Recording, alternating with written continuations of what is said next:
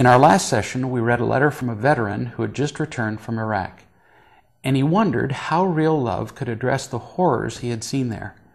He wanted to know how he could keep living in a world where such terrible things happened. I began to tell him the story of a day years ago when I had taken my children to the beach, and they had been grief-stricken when their sand castle had been washed away by the incoming tide. Their grief was due to their limited perspective, their belief that their happiness was tied to whatever they were doing in that moment. Now back to the writer of the letter.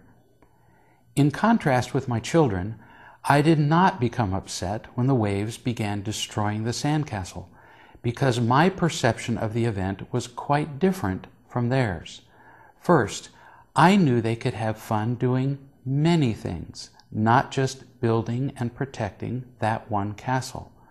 Second, I knew that if the sandcastle were destroyed, they could soon find other activities that would give them pleasure. Third, I understood how the sandcastle fit in the overall picture of their lives, that it would be only a moment of disappointment that would be completely forgotten in moments.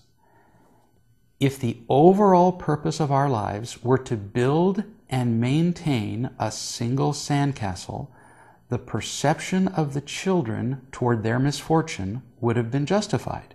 But that is not the purpose of our lives. And when we recognize and remember that, the loss of a particular sandcastle becomes rather insignificant. The bottom line is that our perspective of anything, how we see a thing, determines how we feel about that thing. When my children believed that their happiness was determined by their building of a sandcastle, the destruction of that castle eliminated their happiness. We adults have beliefs that are just as misguided and cause us unhappiness that lasts for our entire lives. These perspectives, in fact, are epidemic and cause most of the misery found on the planet. Most people in the world have come to believe that the purpose of life is to enjoy a continuous state of comfort, convenience, pleasure, and fairness.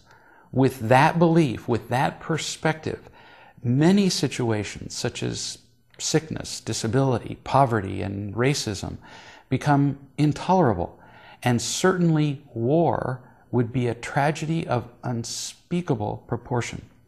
But the ultimate goals of life are not comfort and convenience. The ultimate goal is not even to prolong life, as valuable as life is.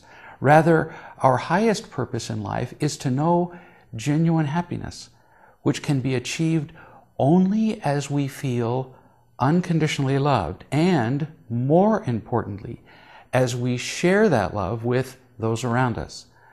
When we recognize and remember that learning to love others produces the greatest joy in life and is therefore our greatest purpose, we gain an entirely different perspective on events that would otherwise appear only inconvenient or difficult or even tragic. In our next session, we'll examine how all this applies specifically to your experiences in Iraq.